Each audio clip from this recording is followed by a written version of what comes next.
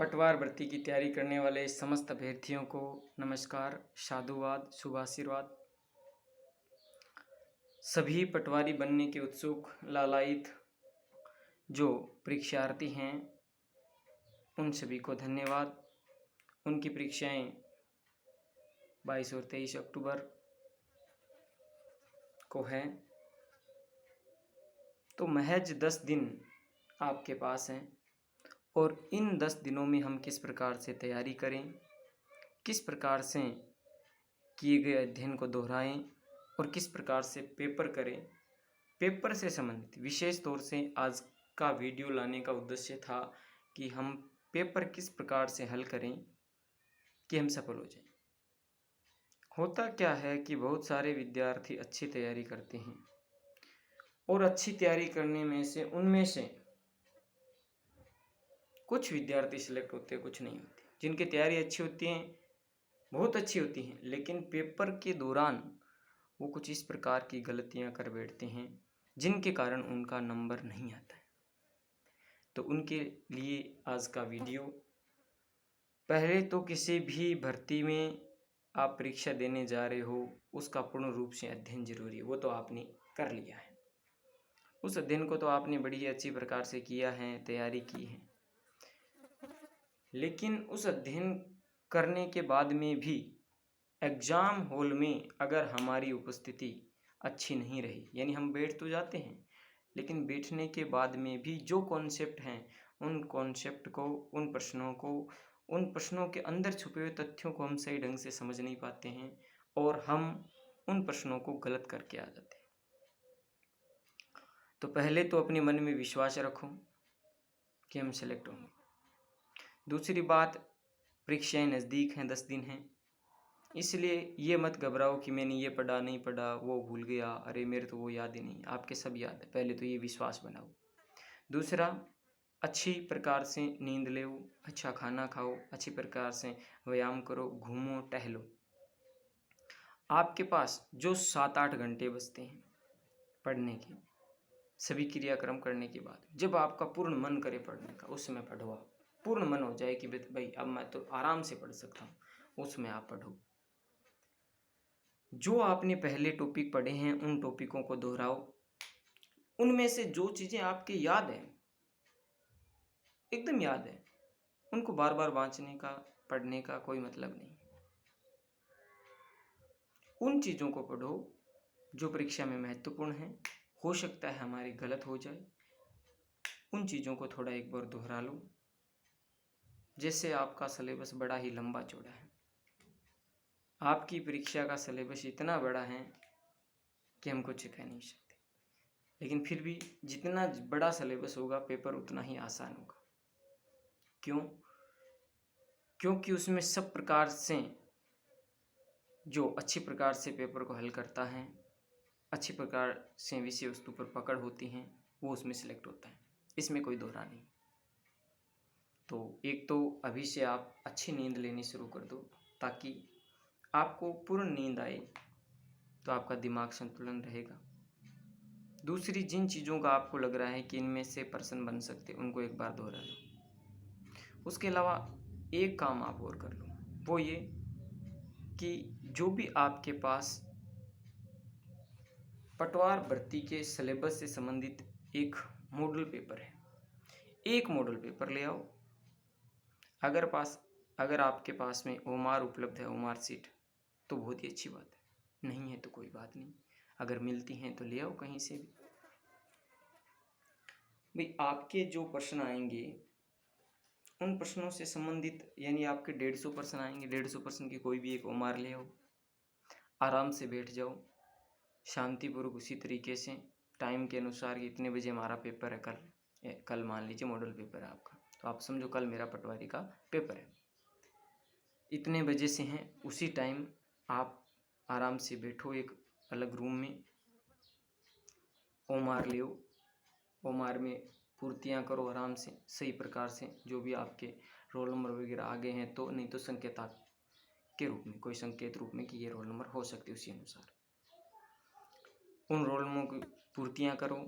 उसी प्रकार से गोले वगैरह सब कुछ भर कर के रोल नंबर के और उत्तर पुस्तिका के जो भी आपके नंबर हैं वो भर लो प्रश्न पुस्तिका के, और उसके बाद में आप ओमार को साइड में रख दो। फिर आराम से पेपर को पढ़ो। जैसे टाइम है आपका 2 घंटे का टाइम है, तो उसी 2 घंटे के टाइम के दौरान लगभग आपके पास 1.25 घंटा पेपर पढ़ने का है। 1.25 घंटा आपके पास पेपर को आराम से हल करने का है। तो आराम से पेपर को हल करते जाओ। कैसे हल करोगे? वही जो चीज़ें आपको सरल आ रही हैं उन चीज़ों को, यानी आसान हैं जिनको करना, पर जिन प्रश्नों में कम टाइम लगता है उनको आप पहले कर लो, कोई बात नहीं।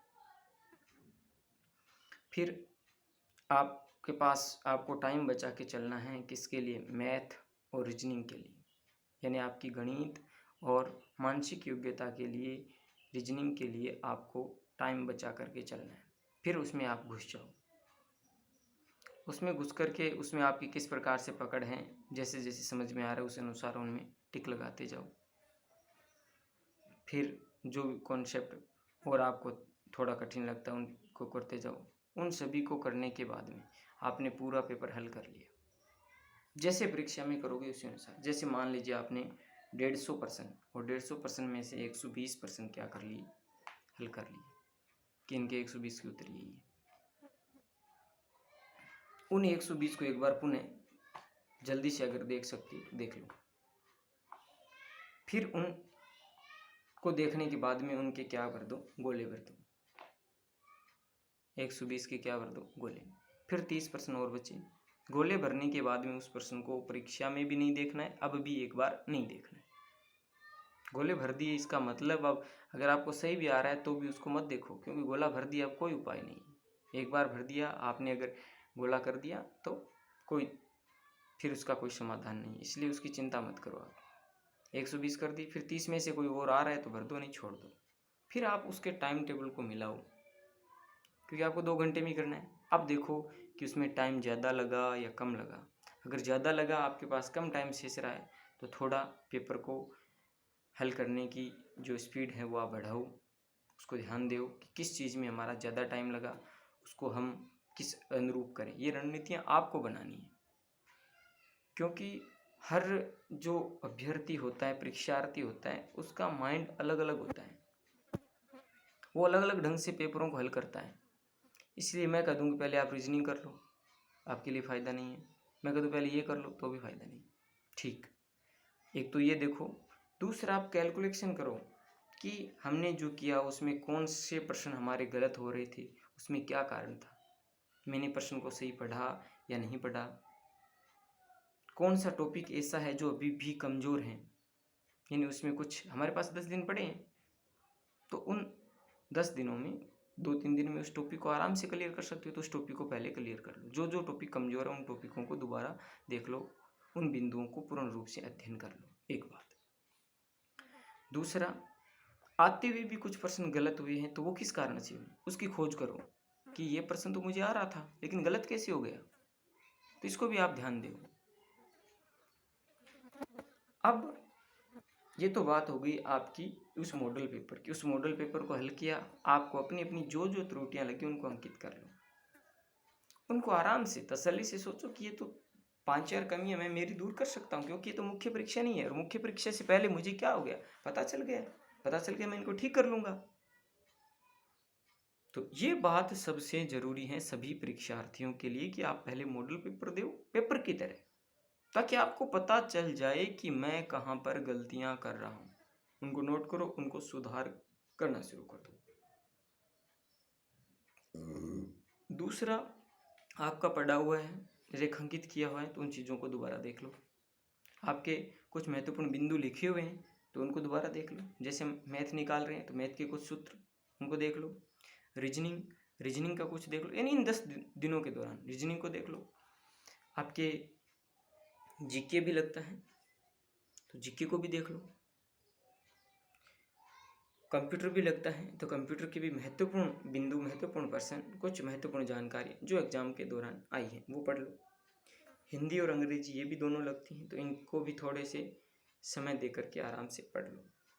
रीजनिंग और मैथ ये महत्वपूर्ण आधार स्तंभ है पटवारी का, मैथ और रीजनिंग, तो इसकी आपने बहुत अच्छी तैयारी की है। लगभग 40 से 50 नंबर के बीच में आपकी रीजनिंग और मैथ आती है, यानी 45 नंबर की रीजनिंग मैथ आ सकती है। उसके अलावा राजस्थान जीके, ये भी एक बड़ा प्लस पॉइंट है आपके लिए। तो राजस्थान जीके आपका अच्छा है, अच्छी प्रकार से पढ़ लो। मैथ और रीजनिंग के सूत्र वगैरह ध्यान दे लो उन पे। हिंदी और अंग्रेजी को ढंग से पढ़ लो, कंप्यूटर पढ़ लो और जीके पढ़ लो। तो आपका सिलेबस बंटा हुआ है तो टुकड़े टुकड़े टुकड़े। अब आपने अध्ययन कर लिया, आपको काफ़ी टाइम हो गया। अब 10 दिनों के दौरान ये भी आपने पढ़ लिया। अब एग्ज़ाम वाले पहले दिन आराम से सुखपूर्वक खुशीपूर्वक अपने घर वालों के साथ बातचीत भी कर सकते हो। आप जिस ईश्वरीय भगवान को मानते हो उसको भी आप नमन करो, प्रणाम करो, वंदन करो, विश्वास रखो। जरूरी नहीं है कि हम मंदिर जाएं, लेकिन ये जरूरी है कि उस ईश्वर में हमारा विश्वास हो। विश्वास होना सबसे जरूरी है। हमारे मन को ये विश्वास हो गया कि ये हो गया तो फिर वही होता है। इसलिए मन में विश्वास रखो कि हमारा पेपर अच्छा होगा। अब रणनीति आपको स्वयं बनानी है कि मॉडल पेपर मेरा कैसा रहा। और ज़्यादा मॉडल पेपर नहीं निकालने, हर दिन मॉडल पेपर निकालने की आवश्यकता नहीं है। कुछ कहते हैं हर दिन मॉडल पेपर निकालो, नहीं, उसमें टाइम वेस्ट होता है। हर दिन आप मॉडल पेपर नहीं निकालना। मॉडल पेपर तो आप चाहे कल ही निकालो, कल ही निकालो, फिर साधना में लग जाओ दुर्गाष्टमी के दिन। बस कल निकाल लो, दुर्गाष्टमी को साधना में लीन हो जाओ। बस परीक्षा करते रहो, परीक्षा की तैयारी करते रहो। अपने जो सिलेबस है, विषय वस्तु, उनको बार बार अध्ययन करते रहो। तो बार बार अध्ययन करोगे, आपकी रेखाएं खींची हुई है, महत्वपूर्ण बातें लिखी हुई, उन्हीं बातों को दोहराते रहो, उन्हीं में से आएगा। जिस परीक्षार्थी ने सिलेबस को 5-6 बार पढ़ा है, पढ़ने के बाद में कुछ ही बातें महत्वपूर्ण होती हैं, क्योंकि बहुत सारी बातें तो हमें याद होती हैं कि भारत का सबसे बड़ा राज्य है वो राजस्थान है। तो इसको बार बार क्या पढ़ोगे, तो आपको पता है। क्षेत्र 3,42,239 वर्ग किलोमीटर, तो पता है आपको। ये चीज़ें बार बार थोड़ी पढ़ोगी। उन चीज़ों को देखो जिनमें आपके मॉडल पेपर में कमी रही, तो उनको दोबारा देखो, उनको समझो, और जो आपके महत्वपूर्ण बिंदु लिखे हुए उन बिंदुओं को वापस पढ़ते जाओ। कुछ ऐसे बिंदु अभी भी आपके ध्यान में आएंगे तो अब भी लिख लो। ये होगी आपकी परीक्षा की तैयारी। अब पहले दिन आराम से रिलैक्स करो, दूसरे दिन आपको पेपर देने जाना है, तो पेपर वाले जो आपका जो भी स्थान, उससे पहले ही पहुंच जाओ आप। परीक्षा वाले दिन से 1 दिन 2 दिन जैसे भी जा सकते हो, जैसे भी आपकी सुविधाएं हो, उस अनुसार आप वहाँ पहुँच जाओ। वहाँ पहुँच कर अपने एग्ज़ाम सेंटर, परीक्षा स्थल को अच्छी प्रकार से देख कर के आ जाओ कि हाँ, तसल्ली कर लो कि यही है, यही वो जगह है, यही उसके सेंटर कोड है। उसके बाद में परीक्षा देने आराम से जाओ। ज़्यादा लोगों से बातचीत उस दौरान आपको नहीं करनी चाहिए, क्योंकि समस्त जो परीक्षार्थी हैं वो आपको अलग अलग बातें बताएंगे। कोई कहेगा तूने वो सवाल किया क्या, वो आएगा परीक्षा में। कोई कहेगा वहाँ नकल होगी इसमें। तो कोई कहेगा ये होगा, कोई कहेगा वो होगा। ऐसा कुछ भी नहीं होता है। आप सोचो मेरी तैयारी पूर्ण है, मुझे एक सीट चाहिए, वो सीट मैं लेकर के रहूँगा। मुझे एक सीट चाहिए, वो मैं क्या करके रहूँगा, लेके रहूँगा। तो ये आपको अगर विश्वास होगा, उनकी बातों पे आप ज़्यादा ध्यान नहीं दोगे, एग्ज़ाम हॉल में आराम से बैठ जाना, अपने आसपास एक बार दृष्टि डाली, फिर इधर उधर देखने की आवश्यकता नहीं है। अब पेपर को कैसे करना है, जहाँ तक मेरा मानना है, मैं स्वयं भी टीचर हूँ, 2nd ग्रेड, 2016 वाली भर्ती 29 सितंबर 2018 की मेरी ज्वाइनिंग है। तो आपको ज़्यादा इधर उधर ध्यान देने की आवश्यकता नहीं है। एग्ज़ाम हॉल में पेपर कैसे करना है ये मैं मेरे अनुसार बता रहा हूँ। आपको उचित लगे तो आप कमेंट कर दें, नहीं आपकी परीक्षा का टाइम है, आपको सिर्फ देखना है और उसी अनुसार अपनी रणनीति बनानी है और परीक्षा में लग जाना है। फिर पेपर कैसा होता है वो मेरे को बाद में आकर के बता देना है। तो पहले मैं बता दूं आपको मेरे अनुसार कि आपको कैसे पेपर हल करना है। तो आपके जैसे मान लीजिए आपका राजस्थान जीके ठीक है या हिंदी अंग्रेजी भाषाएं ठीक है, तो आप पहले इन भाषाओं के टॉपिक को हल कर लो। ठीक है, भाषाओं के टॉपिक को आपने पूरा देख लिया, समझ लिया, कितने प्रश्न हुए, जितने प्रश्न आए उतने के आप गोले भर दो, उतने के आप गोले भर दो, भाषा का काम पूरा। उसके बाद में जैसे मान लीजिए आपका कंप्यूटर ठीक है, तो कंप्यूटर के प्रश्नों को देखो, जितने आ रहे हैं उतने प्रश्नों को हल कर दो। ठीक है, उसके भी गोले भर दो। फिर आप देखो भी राजस्थान जीके ठीक है आपका, तो राजस्थान जीके को देखो और उसके टॉपिक के प्रश्नों को हल करो, फिर उसके गोले भर दो। फिर मान लीजिए आपका ये जो जीके हैं भारत वगैरह, वो भी आपका ठीक है, उसके बाद उसे भर दो, और फिर आपकी रीजनिंग और मैथ आप हल करके और उनके गोले भर दो। ऐसे कर सकते हैं। या फिर आपकी रीजनिंग और मैथ बहुत अच्छी है और आप कम समय में उसको कर सकते हो, तो कुछ ये सुझाव देते हैं कि पहले रीजनिंग और मैथ करनी चाहिए, लेकिन ये सुझाव मैं तो नहीं देता हूँ कि पहले आपको रीजनिंग या मैथ किसी भी हाल में करनी चाहिए, क्योंकि पहले आप राजस्थान जीके और हिंदी अंग्रेजी इन दोनों में से कोई एक चीज़ पहले हल कर लो और उसके गोले उसी समय भर दो।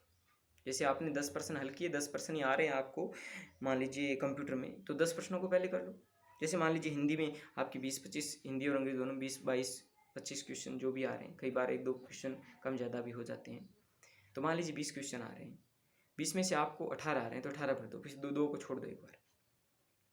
फिर आपके राजस्थान जीके के मान लीजिए 30 क्वेश्चन आए उसमें, तो आपको 30 क्वेश्चन ढंग से आ रहे हैं तो 30 को 30 कर दो, अगर नहीं आ रहे हैं तो कोई बात नहीं, मायूस मत हो। अगर पेपर कठिन है तो सभी के लिए ही कठिन होगा, पेपर अगर कठिन है तो सभी के लिए ही कठिन होगा, और अगर कठिन नहीं है, सरल आ रहे हैं तो सभी के लिए सरल होगा। ये नहीं है कि सरल होगा तो इतने तो करने ही होंगे, नहीं, आपको जो आ रहे हैं वो आप आराम से हल कर दो। कर दिया। मैथ और रीजनिंग, इसके लिए आपको टाइम टेबल को ध्यान रखना जरूरी है। कई बार इसमें बच्चा घुस जाता है और मैथ और रीजनिंग में ऐसा उलझ करके रहता है कि और विषयों के वो ढंग से गोले भी नहीं भर पाता। तो मैथ और रीजनिंग के लिए और अन्यों के लिए थोड़ा स्पीडली पढ़ते हुए पेपर को हल करने का, इसलिए तो मॉडल पेपर, बार बार कॉन्सेप्ट अगर आपका तैयार है। मेरा यह मानना है कि अगर परीक्षार्थी को प्रश्न और उसका उत्तर आ रहा है, प्रश्न पढ़ा उत्तर सामने चमकने लगा, तो वो परीक्षा के आधे समय में उस परीक्षा के प्रश्नों को हल कर लेगा। लेकिन ऐसा तो तब होता है जब पेपर सरल हो, जब कठिन हो तो थोड़ा टाइम लग जाता है। लेकिन फिर भी ध्यानपूर्वक पढ़ना है। ध्यान क्या रखना है, कई बार हम गलती करते हैं नहीं और है कि, ये बहुत बार होता है परीक्षा में। उसने पूछ रखा है कि निम्न में से नहीं है, हम पढ़ लेते हैं है के अनुसार कर देते। कई बार वो ऐसे कहता है कि असत्य नहीं है, इसका मतलब सत्य है, असत्य नहीं है इसका मतलब सत्य पूछ रहा है।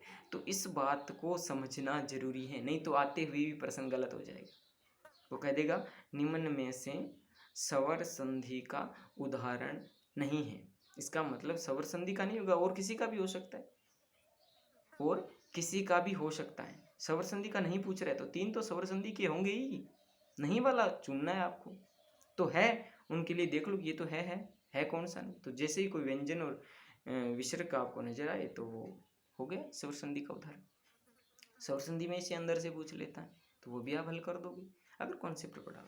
तो एग्जाम हॉल में प्रश्न को ढंग से पढ़ना और उसको सही ढंग से उत्तर देना, ये बहुत बड़ी बात है। आपने तैयारी कैसी की उससे ज़्यादा मायने रखता है कि आपने पेपर को हल कैसे किया, आपके पेपर के समय रणनीति किस प्रकार की रही। तो खुश मन से प्रसन्न होकर के अच्छी प्रकार से मॉडल पेपर दे करके अच्छी रणनीति बनाओ, और रणनीति बना करके फिर आप पूर्ण रूप से तैयारी करके फिर एग्जाम हॉल में जाओ, फिर आराम से जो जो जैसे जैसे आ रहा है उन्हीं को उसी अनुरूप हल करते हुए, क्योंकि टाइम टेबल का ध्यान रखना बहुत ज़्यादा जरूरी है। मैथ रीजनिंग अच्छी है तो ऐसे नहीं कि आप सारे उन्हीं में टाइम खर्च कर दो, मैथ रीजनिंग के लिए समय नहीं बचा पाओ, तो जिस अनुसार टुकड़ों में बांट करके आराम से पढ़ते हुए, जिनमें कम टाइम लगता है, एक बार देखा आ रहा है तो ठीक है, नहीं एक बार आगे निकल जाओ, आ रहा है तो नहीं ठीक है, उनको बस जो आ रहा है पहले वो करने जरूरी हैं। जो जो प्रश्न आ रहे हैं पहले उनको कर लो, फिर रीजनिंग को निकाल करके उनमें जो सही आ रहा है बैठ रहा है ठीक है, जिसमें सस्पेंस आ रहा है उसको एक बार रोक लो और पहले उनको करते जाओ। जो आ रहे हैं एक बार पेपर हल हो गया, मान लीजिए आपके पास 20 मिनट पड़े, आपने पेपर हल कर लिया, बाकी गोले भी भर लिए, फिर उनको देख लो। तो टाइम का आप स्वयं निर्धारण करना है, आपको निर्धारण करना है, दूसरे के अनुसार नहीं, अपने अनुसार, कि मैं किस अनुसार उस परीक्षा में इन प्रश्नों को ऐसे ऐसे करूँगा। वैसे अगर आप करोगे आप अपने अनुसार, तो कोई दिक्कत नहीं। ये याद थोड़ी रखना है कि वो फलां सर ने बताया था, वीडियो डाला था कि पहले रीजनिंग करें, नहीं उसने ये बताया था, ये करना है, नहीं। आप अपनी रणनीति अपने मॉडल पेपर के अनुसार सेट कर लो। अच्छा मॉडल पेपर जो एक अच्छा वास्तव में परीक्षा की तरह ही हो, ऐसे नहीं कि उसमें कोई सवाल कम या ज़्यादा हो, जिस अनुसार आपका सिलेबस दे रखा उसी अनुरूप हो, ऐसा एक मॉडल पेपर हल कर लो। फिर देख लो कि मेरे क्या क्या टॉपिक कमज़ोर हैं, उन टॉपिकों को दोबारा देख लो। फिर रणनीति बना लो कि किस में टाइम ज़्यादा लग रहा है, उस अनुसार टाइम को बचाते हुए मैथ और रीजनिंग के सवालों को भी आपको निकालना है। सारे सवाल आपको एक बार तो ज़रूर देखनी है। अगर नहीं आ रहे उसको उस समय छोड़ दो, आ रहे उनको टिक करते जाओ, उनको हल करते जाओ। आप चाहो तो जैसे आपके ओमार में मान लीजिए 50-50 के हैं या 25-25 के हैं, जैसे मान लीजिए 25-25 के या 50-50 के कॉलम में, तो या तो आप ऐसे कर सकते हो 50 को पहले हल कर लो, उनके गोले पहले भर लो, या आप चाहो तो टॉपिक वाइज गोले भर लो कि मैंने बस रीजनिंग कर ली, इसके गोले भर देता हूँ, फिर ये कर लिया, इसके गोले भर देता हूँ। एक तो ये भी तरीका सही नहीं था, एक किया एक भर दो, एक किया एक भर दो, उसमें भी टाइम ज़्यादा लगता है, क्योंकि फिर देखना पड़ता है कौन सा दूसरा कर रहा था, दूसरा कौन सा है, ये भी नहीं। आप या तो 50 के गोले 50-50 के 3 बार वैसे भर सकते हो, या फिर अपना जो जैसे कंप्यूटर के 15 हैं तो कंप्यूटर के, फिर हिंदी और इंग्लिश के, ऐसे आप गोले भर सकते हो। तो जैसे जैसे हल करते जाओ, एक टॉपिक को क्लियर हो गया उसके बाद में उसके गोले भर ले। और कई बार परीक्षा में ही जीके के सवाल में उसी का आगे उत्तर भी हो सकता है, तो इसलिए ऐसी बातों को भी ध्यान रखना है। कई बार सत्य असत्य कथन में ऐसी बात दी जाती है, आगे कोई एक सत्य बात दे दी जाएगी, पहले उसमें पूछ रखा उससे संबंधित, तो वो भी उत्तर कभी कभार एक आध पर्सन का मिल भी जाता है, तो उसका भी आप ध्यान रखो। तो सभी पटवार परीक्षा देने वाले समस्त अभ्यर्थियों को शुभकामनाएं, आशीर्वाद। भगवान आपकी मेहनत का फल आपको ज़रूर देवें और आपको सफलता अर्जित हो, इसके लिए ईश्वर से प्रार्थना। ईश्वर आपको मनोकामना जल्द ही पूर्ण करेंगे, इसलिए आप जी जान से तैयारी में जुट जाओ। और जो सोशल मीडिया है, जिस मीडिया के माध्यम से ही मैं आप तक ये संदेश पहुंचा रहा हूं, उसकी भ्रांतियों से आप क्या रहोगे, दूर रहोगे। इन्हीं शब्दों के साथ जय हिंद, जय भारत।